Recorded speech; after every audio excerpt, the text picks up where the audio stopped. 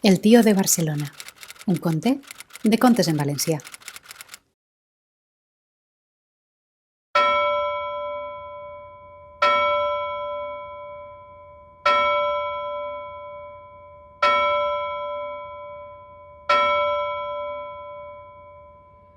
Les campanes de l'arxiprestal tocaven les 5.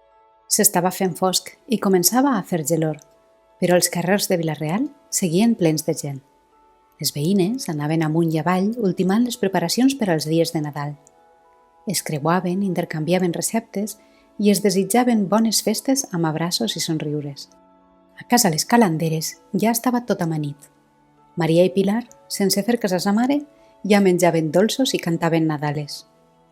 Però el fet més important del Nadal en aquella casa era que el tio de Barcelona venia de visita. Aquella visita era una festa, perquè sempre portava llibres de contes, dels que no es podien trobar al poble, i tots els xiquets del carrer acudien per a llegir-los. El tio acabava d'arribar i xerrava amb el seu germà al menjador. Aprofitant la visita, s'havien acostat 2 amics seus de tota la vida i estaven molt animats. Com te va per allà per Barcelona, Che? Va preguntar un dels amics. Segur que no t'avorrixes, No m'avorrisc, no. Allò és una altra història. Sempre n'hi ha coses a fer, però què vols que et diga?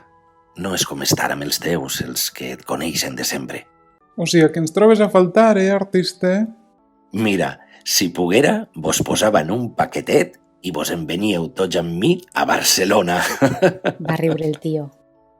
Nosaltres també et trobem molt a faltar, va dir Maria, que sempre es quedava escoltant les converses dels majors. Son tio li va acariciar el cap desfent-li un poc el monyo i li va dir: Això és perquè vos agraden molt els regalets que vos porte. Parlant de regals, on estan els contes d'enguany? Va dir Pilar. Els xiquets del carrer estaran a punt d'arribar. Va ser dir això i sonar el timbre. Els primers en arribar van ser Amparito i Pasqual, que no se'n perdien una, i després Enrique i la resta de xiquets. El tio va treure de la seva bossa un únic paquetet amb paper d'estreletes i va dir: Enguany vos porte només un conte. En veure la cara de decepció del seu xicotet públic, va afegir: Ei, però és un conte màgic. Maria i Amparito, que eren més fadrinetes, van fer cara d'incredulitat. Me'l van donar 3 comerciants estrangers que venien de molt lluny i passaven per Barcelona. Maria va obrir el paquet. Va treure un àlbum quadrat amb pell blau marí i una sanefa daurada. Sí que pareixia un llibre molt important. Va obrir el llibre i es va trobar amb pàgines blanques. Cap dibuix ni cap lletra. «Este llibre està buit», va dir decebuda i engegant la decepció dels altres. Este llibre té una història secreta. Si vos concentreu prou, veureu la història sencera eixir de les pàgines com si estiguera viva i podreu ser-ne els protagonistes. «De veritat?» va preguntar Enrique. Bé, això m'han dit els comerciants i pareixien molt savis i de fiar. I una cosa més. M'han dit que si dibuixeu el que aneu veient, podreu reviure la història tantes vegades com vulgueu. El tio els va deixar sols amb el llibre i aleshores tots van començar a veure que la primera pàgina s'anava fent blava com la mar i el cel fosc com la nit. Naixien estreletes xicotetes que reflectien a l'aigua i pareixia que el mar estava fet de cel. Maria, que era la pintora de la família, va treure els colorins i va començar a dibuixar ixe mar tan preciós i una barqueta roja que acabava d'aparèixer. L'aigua de les pàgines va començar a eixir per l'habitació i tots els xiquets es van afanyar a pujar a la barca. I encara sort, perquè de sobte, de les aigües brillants, va eixir una balena enorme que va saltar pels aires i quasi els fa tombar. La balena els va preguntar si podien ajudar-la a trobar la lluna, que s'havia perdut. Aquell era el millor llibre del món! Els xiquets se'n van pujar damunt de la balena, que va començar a solcar, primer les aigües i després el cel, a la cerca d'aquella lluna desapareguda. La balena els va explicar que sense lluna La mar no tenia ones i per això semblava feta de cel. Necessitem un cel i necessitem una mar. Si no, les balenes volarem, els pardals nadaran i els núvols es plenaran d'algues i corals i serà un embolic. Cap al lluny van veure una muntanya gegant entre núvols. «Anem a preguntar-li a la muntanya», va dir Amparito. La muntanya, que era un volcà, acabava de despertar-se de la sesta i els va dir que ell no l'havia vista.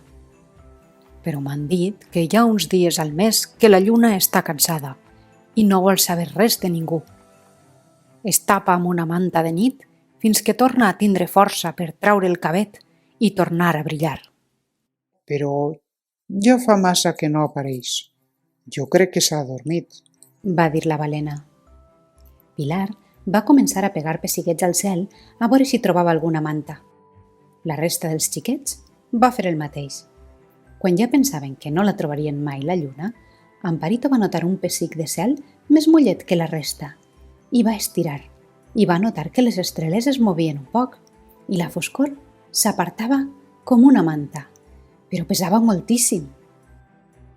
Tots els xiquets van estirar amb molta força i la balena també, però pesava tant que van tardar 28 dies en descobrir la lluna sencera, que feia cara de dormida i de no entendre res. «On estic?», va dir la lluna badallant. «Al cel, creiem que t'havies dormit», va dir Maria. «Ostres, és veritat!», va dir la lluna veient els corals que començaven a créixer dins els núvols. «Moltes gràcies per despertar-me». «De res», van dir entre tots. La balena va baixar del cel amb elegància, va deixar els xiquets a la barqueta i se'n va anar nadant per un mar que ja era mar i no era cel. Tenia ones i peixos i ja no tenia estreles. Maria, que havia anat pintant tota la història, va tancar el llibre satisfeta i va dir als seus amics: «Hora de berenar». I tots van estar molt d'acord. Entre pastissets de confitura i pastissos de glòria, els xiquets van explicar emocionats al tio que aquell llibre era màgic de veritat i havia passat exactament com li van dir els 3 comerciants. Van cantar nadales, van contar acudits i van riure molt, xiquets i adults. Però a Maria pareixia que el llibre li havia agradat tant que no volia soltar-lo i mentre la resta s'ho estaven passant d'allò més bé, ella seguia dibuixant i dibuixant i dibuixant. A mesura que s'anaven buidant les safates de dolços, s'anava buidant la casa de convidats, que eixien al fred del carrer Laxiamo cap a les seues cases. Quan ja no quedava ningú, Maria va arrencar 3 pàgines del seu llibre nou i les va embolicar amb el paper d'estreles que s'havia guardat. Després de sopar, el tio li va fer un gest, rient, per senyalar-li que son pare s'havia quedat endormiscat a la cadira i havia començat a roncar. A Maria se li va escapar un riure. Es va acostar a son tio i li va donar el paquet d'estreles que acabava de preparar. I això? «Auri, va dir Maria impacient. El tio va obrir el paquetet i en veure l'interior se li van tornar a posar els ulls brillants. A la primera pàgina estaven els seus 2 amics brindant i cantant. A la segona pàgina estaven el pare, la mare i la iaia parant taula molt somrients. I a l'última pàgina estaven Pilar i Maria abraçant el seu estimat tio de Barcelona. T'has d'emportar una miqueta de llibre màgic per si en algun moment ens trobes a faltar que puguis reviure esta nit tantes vegades com vulguis. Bona estampa es va trobar la mare de Maria en entrar a la saleta, el seu home roncant després de tanta fartar i el tio plorant com una magdalena. Un parell de setmanes després, la nit de Reixos, concretament, el tio ja havia tornat a Barcelona, lluny de la seva família. Quan va acabar de la faena i va tornar cap a casa, la va sentir buida i gelada i es va posar trist. Aleshores, es van recordar del regal de Maria i el va anar a buscar. Quan el va obrir, del dibuix van aparèixer els seus 2 amics amb les copetes.